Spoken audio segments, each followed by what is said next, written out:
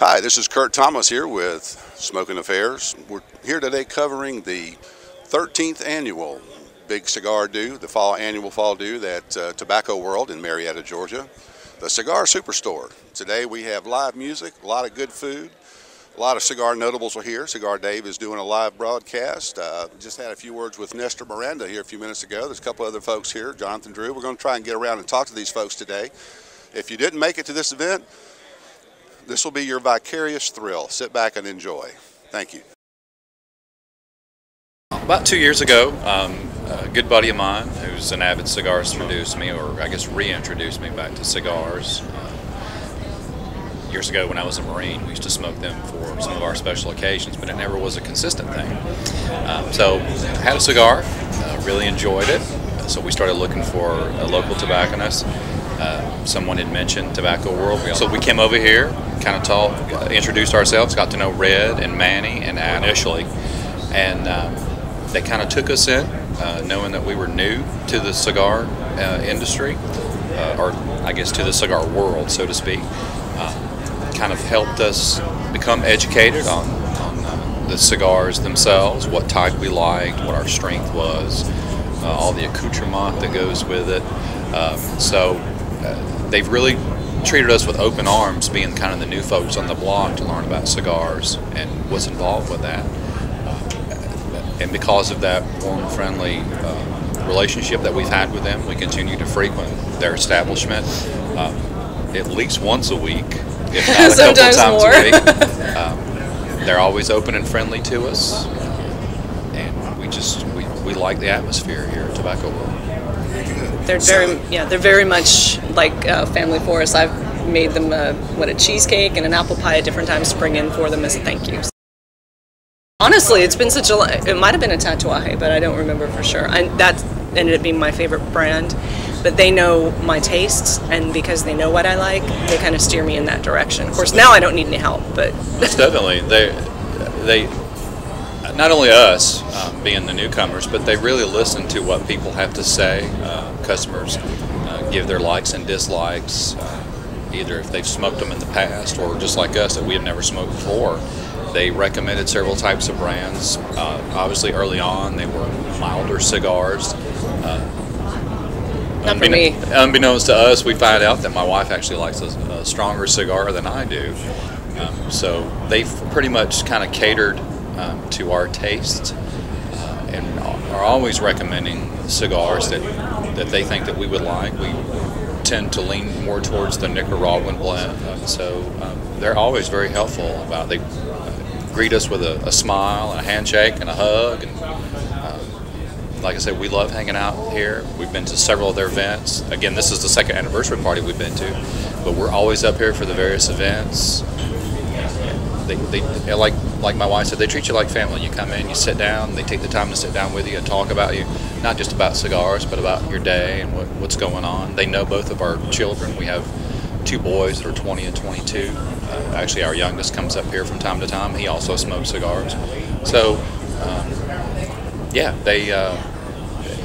they really become involved. It's the lifestyle is more of a kind of a family-oriented thing, or so it's been our perception, because they want to know us as people as well as customers. That's absolutely true. We've made several friends just sitting in the lounge in the evenings, coming up just to unwind at the end of the week. Friday nights are good nights. We like to come up and spend a few hours and relax with everybody, and have several times. In fact, when we come in, they're always, "Hey, you gonna stay?" And sometimes we can, sometimes we can't. We try to, but it's always nice because, just walking around here today, seeing people, there's friendly faces that we know very well from being here. And the person who kind of what made me, I was considering trying it, but there was the Burger Argenti reps, and it's a husband-wife team, and the wife was there smoking a cigar, and I'm like, wow, okay, so I wouldn't be the only woman smoking a cigar. So she was actually the one who, she liked the stronger cigars, and she suggested maybe to try one, and I liked them right away, so I was kind of hooked. So she kind of hooked me. No, yeah, Antonio. We actually just bought a box of them yesterday, and it's a good stick. One of my favorites. Well, I'm actually smoking a Pedro Martinez. We were I'm sorry, Pedro Martin. We were actually looking forward to seeing Maria Martin today. Unfortunately, she couldn't be here. We actually been smoking them for a few months. She was there at an event earlier this year, and again, very friendly, very down to earth, very passionate about her cigars, very passionate about her customers enjoying her cigars too. Just a plethora of knowledge. Again, she sat down with us, treated us like we had known each other for years. Had a very good rapport with her. So again, we were looking forward to seeing her today. Unfortunately, she couldn't be here, but so it's a Pedro Martin. Hi, Curt Thomas at Smokinaffairs again. We're joined now by Mr. Rick Davis, who is the president of the Metro Atlanta Cigar Society. Thank you for being with us today. Tell us a little bit about your organization. Well, it's the largest African American smoke group in the United States, and right now we're looking at about 200 members that we have across the country. And are these set up into like regional, local chapters? Yes, yes. We actually have 5 states that we're in right now, and it's growing. It's growing every single day. We're on Facebook. You're on Facebook. Metro Atlanta Space Cigar Society.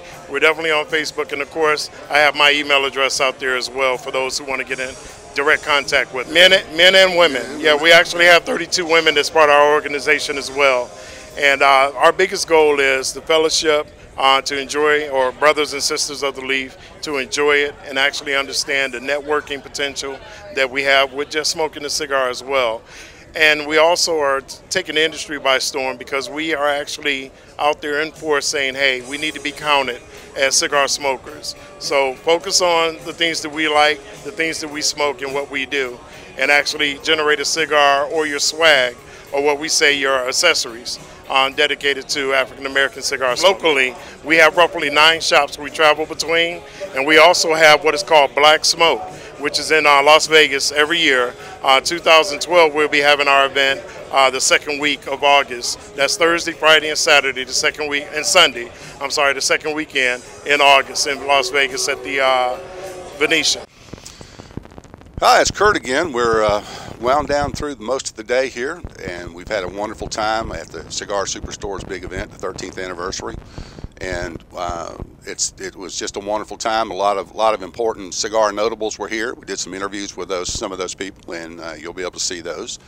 And joining me now to kind of get a recap for the day, the owner of Tobacco World, the Cigar Superstore, Mr. Red. How are you? We had a great day. We had, I want to say, a true number, about 800, 850 in people here. Of course, we had Cigar Day broadcasting, which was phenomenal. Dave Marlino after him. A lot of the owners of factories and stuff like that got to be on the radio with him, which was just unbelievable. The place has been packed all day. We're going to have to clean up for like a week and a half.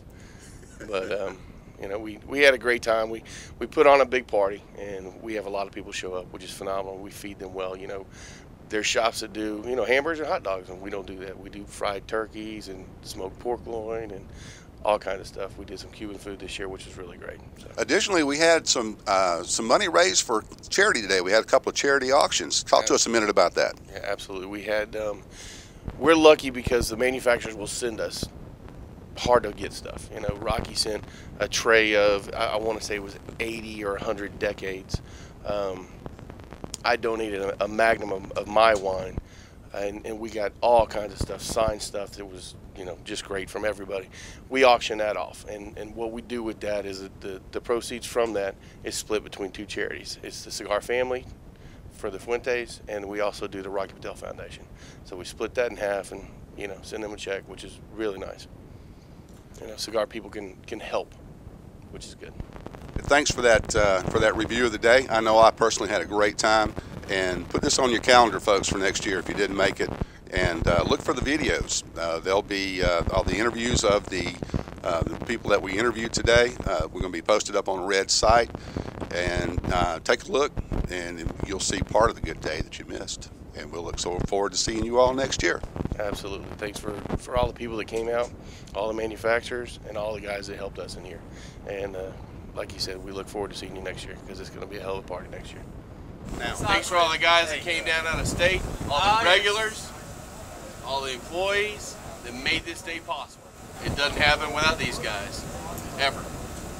Thank you. Yeah. Get yourself a hand, gentlemen.